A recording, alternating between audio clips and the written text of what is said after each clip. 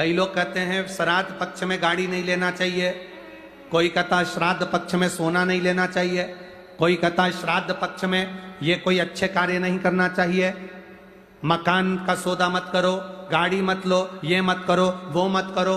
शिव महापुराण की कथा कहती है पूर्वजों के इन 16 दिन में आप कुछ अच्छा भी करोगे ना तो ये पूर्वजों का आशीर्वाद ही मिलेगा, गलत नहीं है। वो तो लोगों ने पितरों को हवा बना दिया, लोगों ने पितरों को भूत बना दिया, लोगों ने कह दिया ये पितर तो भूत हो गए, प्रेत हो गए ना। अभी कथा में आपने सुना था सबसे सुंदर लोक कौन सा बताया? जम के बोलो जरा। कौवा कैसा था? आर्यमा स्वामी भी सुंदर, कौवा भी सुंदर, पितर लोक में जितने पितर रहते हैं वो बड़े सुंदर रहते, बड़े सुंदर।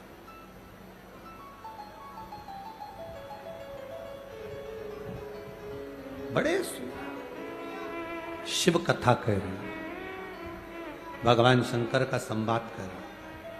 पार्वती मैया अपने नानी जी के यहां गई, जैसे ही पहुंची पार्वती मैया पितृलोक में,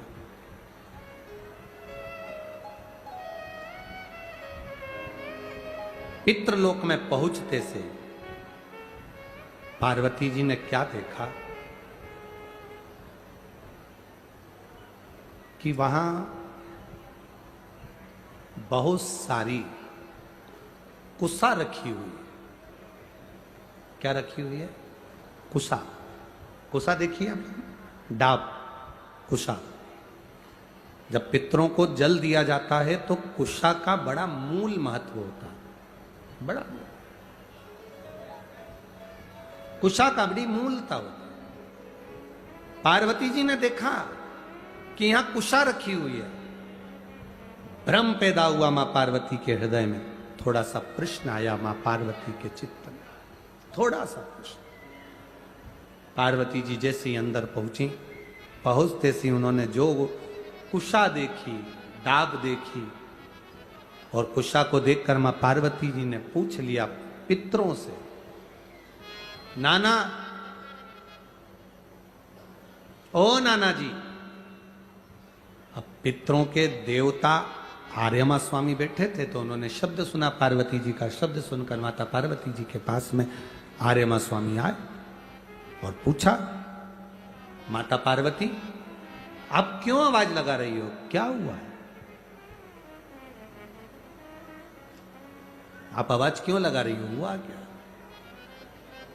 पार्वती जी ने कहा, मैं मेरे नाना के घर में आई हूं, पर इतना सारा कुशा रखा देखा है, डाब रखा देखा है, तो मैंने पूछा कि ये कुशा, ये डाब क्यों रखा? देखो, सनातन हिंदू धर्म में जो कुशा होती है, जो डाब होता है, साल भर अपने घर के अंदर कहीं ना कहीं इस कुशा को, इस डाब को संभाल कर रखना चाहिए। उसका कारण क्या बताया है? तो यहां पार्वती जी से स्वयं आर्यमा स्वामी कहते हैं, सुनो पार्वती माता, पितृलोक में ये जो ढाब है, पितृलोक में जो ये कुशा है, पितृलोक में ये कुशा जो रखी हुई तुम देख रही हो, इस कुशा का महत्व ये होता है कि जिस घर में, जिस घर के अंदर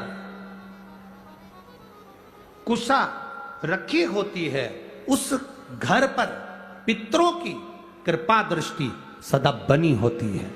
वहां दुख, तकलीफ, कष्ट नहीं आता। पर कुशा रखने का स्थान, 3 जगह कुशा रखने का स्थान दिया। कितनी जगह दिया? जम के बोलिए। 3 जगह पर कुशा रखने का स्थान दिया है।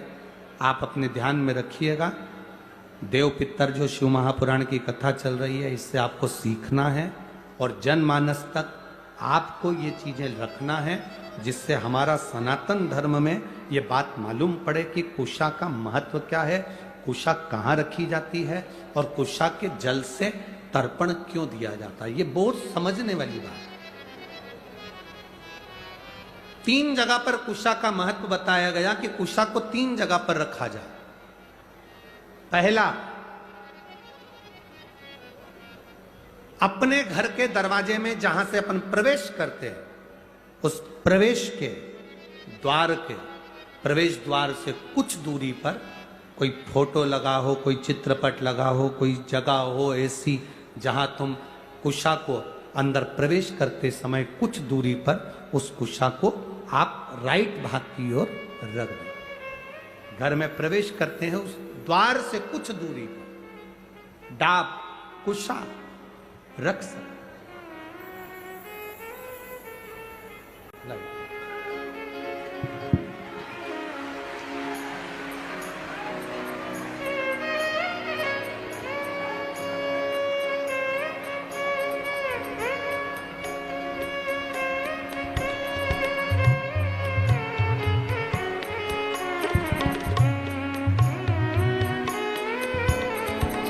एक बार देवादिदेव महादेव का जय घोषारा।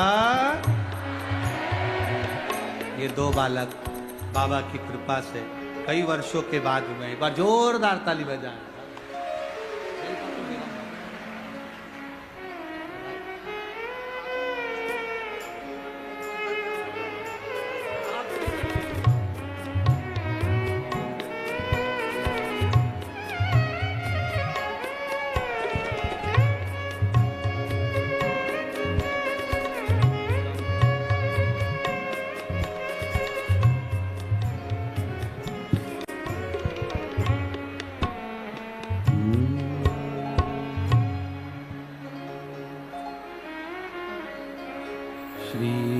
शिवाय नमस्तुभ्यं, श्री शिवाय नमस्तु।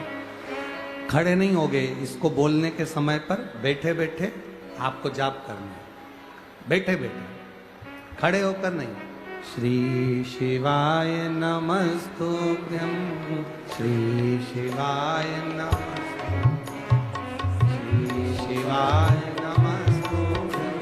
श्री शिवाय श्री शिवाय नमस्तुभ्यं, श्री शिवाय नमस्तु,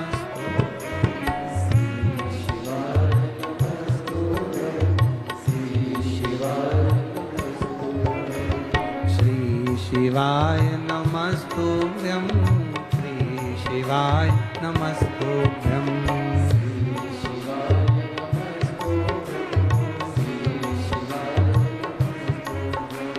श्री शिवाय नमस्तुभ्यं, श्री शिवाय नमस्तुभ्यं,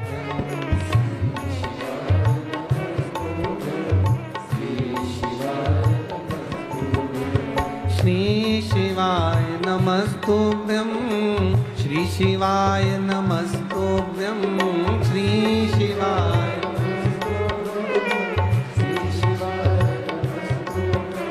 श्री शिवाय नमस्तुभ्यं, श्री शिवाय नमस्तुभ्यं, श्री शिवाय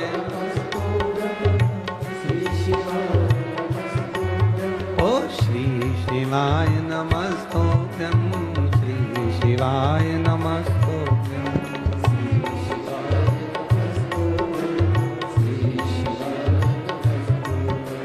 श्री शिवाय नमस्तुभ्यं, श्री शिवाय नमस्तुभ्यं,